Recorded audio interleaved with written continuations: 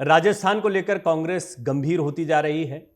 एक के बाद एक मुलाकातों के दौर जारी हैं। चुनाव से पहले कोई बड़ा फैसला हो सकता है। फैसला आंतरिक है क्योंकि पार्टी में अंदरूनी घमासान लंबे समय से चल रहा है, लिहाजा बड़ी मीटिंग्स हुई हैं। सचिन पायलट से मिलने के बाद केसी वेणुगोपाल ने जयपुर पहुंचकर सीएम अशोक गहलोत से भी मुलाकात की है। इन दोनों मुलाकातों को बहुत अहम माना जा रहा है। क्या इन मुलाकातों में हुआ है, क्या मुद्दे हैं, क्या फैसले हो सकते हैं, वो इस रिपोर्ट में जानने की कोशिश करते हैं। राजस्थान में विधानसभा चुनाव के लिए अब करीब 5 महीने का समय बाकी है। इसके बाद भी मुख्यमंत्री अशोक गहलोत और सचिन पायलट के बीच सुलह का कोई फॉर्मूला अभी तक तो सामने नहीं आया है। वहीं कांग्रेस आलाकमान भी विधानसभा चुनाव से पहले अपने दो सबसे मजबूत सिपह सालारों को एकजुट करने की जीतोड़ कोशिशों में लगा हुआ है। इस बीच कांग्रेस के संगठन महासचिव केसी वेणुगोपाल ने गुरुवार को सचिन पायलट से पहले मुलाकात की। फिर वो महासचिव मुकुल वासनिक के साथ जयपुर आकर अशोक गहलोत से मिले। इसमें सुलह के फॉर्मूले पर दोनों पक्षों को राजी करने की कोशिश की गई है। पार्टी के सूत्रों से मिली जानकारी के मुताबिक सचिन पायलट ने दिल्ली में संगठन महासचिव केसी वेणुगोपाल से गुरुवार को कनॉट प्लेस के एक होटल में करीब 2 घंटे तक बातचीत की। इसके बाद गुरुवार रात को ही केसी वेणुगोपाल और पार्टी के महासचिव मुकुल वासनिक खुद जयपुर पहुंचे। राजस्थान प्रभारी सुखजिंदर सिंह रंधावा, प्रदेश कांग्रेस कमेटी के अध्यक्ष गोविंद सिंह डोडासरा और सह प्रभारी काजी निजामुद्दीन ने एयरपोर्ट पर उनका स्वागत किया। राजस्थान के लोक निर्माण मंत्री भजनलाल जाटव की बेटी की शादी में शिरकत करने के लिए भी वो पहुंचे। एयरपोर्ट पर मीडिया से बातचीत में वेणुगोपाल इतना ही बोले कि कांग्रेस में ऑल इज वेल, सब एकजुटता से चुनाव लड़ेंगे। भजनलाल जाटव की बेटी की शादी से जो तस्वीरें आई हैं, उनके मुताबिक होटल में ही वेणुगोपाल ने वासनिक की मौजूदगी में अशोक गहलोत के साथ ही रंधावा, डोडासरा से भी बातचीत की है। सुलह के फॉर्मूले पर चर्चा की गई है, ये भी कहा जा रहा है। इस दौरान गहलोत ने पायलट की मांगों को मानने से इनकार कर दिया है।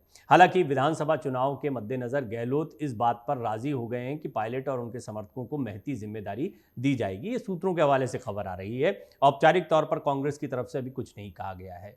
29 मई को दिल्ली में कोई फॉर्मूला बनाने की बात कही गई थी और ये कहा जा रहा है कि कोई फॉर्मूला तय हुआ होगा। इसके बाद ही दोनों मीडिया के सामने आए थे, लेकिन इसको खुलकर सामने नहीं रखा गया। 29 मई को दिल्ली में राहुल गांधी और केसी वेणुगोपाल की मौजूदगी में सचिन पायलट और अशोक गहलोत की बातचीत हुई थी। इसमें सुलह का एक फॉर्मूला तैयार किया गया था। इससे अब तक न तो कांग्रेस पार्टी और संगठन महासचिव केसी वेणुगोपाल ने जाहिर किया और न ही गहलोत और सचिन की तरफ से कोई बात आई है। सचिन पायलट की सभी मांगों को पहले ही अशोक गहलोत ठुकरा चुके हैं, तो ये माना जा रहा है कि उनकी जो मांगे हैं वो एक आंदोलन की तरह दिखाई देती हैं, अपनी सरकार के खिलाफ कुछ चीज़ें दिखाई देती हैं। ऐसे में उनको मानना ये एक परेशानी का सबब हो सकता है।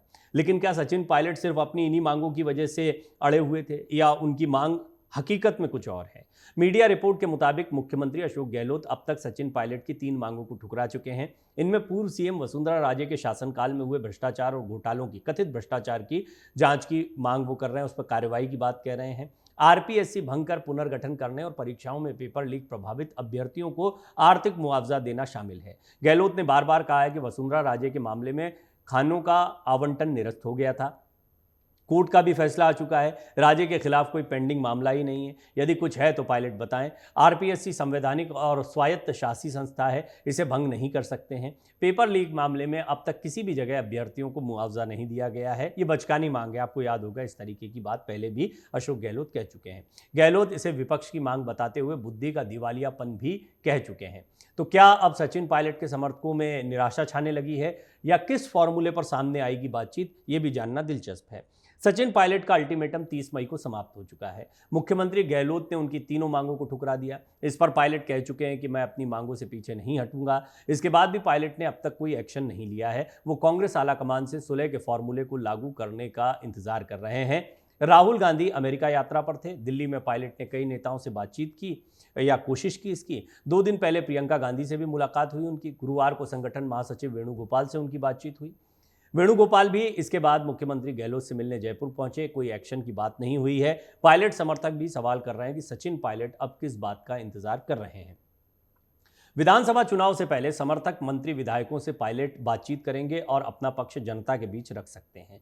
ये एक सचिन पायलट का कदम जो है वो संभावित दिख रहा है आने वाले दिनों में। सचिन पायलट अब अगले कुछ दिन जयपुर में ही रहेंगे। अपने समर्थक, मंत्रियों, विधायकों से चर्चा करेंगे, आगे की रणनीति पर विचार विमर्श करेंगे। मांगे पूरी नहीं होने पर पायलट कोई आंदोलन नहीं करते हैं तो समर्थकों में गलत मैसेज जाएगा। माना यह भी जा रहा है कि ऐसी स्थिति में सचिन पायलट फिर से प्रेस कॉन्फ्रेंस कर अपना पक्ष जनता के बीच रख सकते हैं। पायलट के पायलट जो हैं वो मिलकर चुनाव लड़ने को रजामंद हो गए हैं और आगामी दिनों में कांग्रेस हाईकमान उन्हें बड़ी जिम्मेदारी भी दे सकता है। तो भी उनके उठाए मुद्दों और मांगों पर सवाल होते रहेंगे, सवाल पायलट पर भी खड़े होंगे। सचिन पायलट को कुछ पार्टियों से ऑफर भी है, क्या कांग्रेस छोड़कर किसी दूसरी पार्टी में शामिल हो सकते हैं पायलट, ये भी एक संभावना दिखती है। इसकी सुगबुगाहट तो राजस्थान में है ही। सचिन पायलट के बगावती तेवर कम जरूर हुए हैं, लेकिन वो अपनी बात पर अडिग हैं। 11 जून को उनके स्वर्गीय पिता राजेश पायलट की पुण्यतिथि पर किसी तरह की बड़ी घोषणा पायलट ने नहीं की।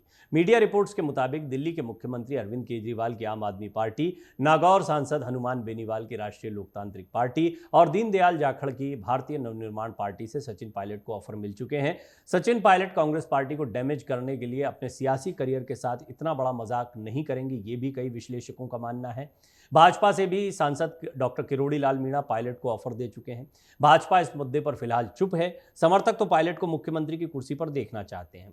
इस पद के फेस के लिए भाजपा में पहले ही रस्साकशी चल रही है। ऐसे में माना जा रहा है कि सचिन पायलट उलझ कर रह गए। बहुत सारे ऑप्शन भी कई बार उलझा देते हैं। तो पायलट के सामने बहुत सारे ऑप्शन हैं, लेकिन सबसे पहला और सबसे बड़ा ऑप्शन यही है कि अपनी पार्टी में रहकर वो अपनी बातों को कितना मनवा पाते हैं। इन 3 मांगों से इतर उन्हें क्या जिम्मेदारियां आगामी चुनाव में दी जाती हैं, ये देखना दिलचस्प होगा। मन से उजाला कर चले, मन से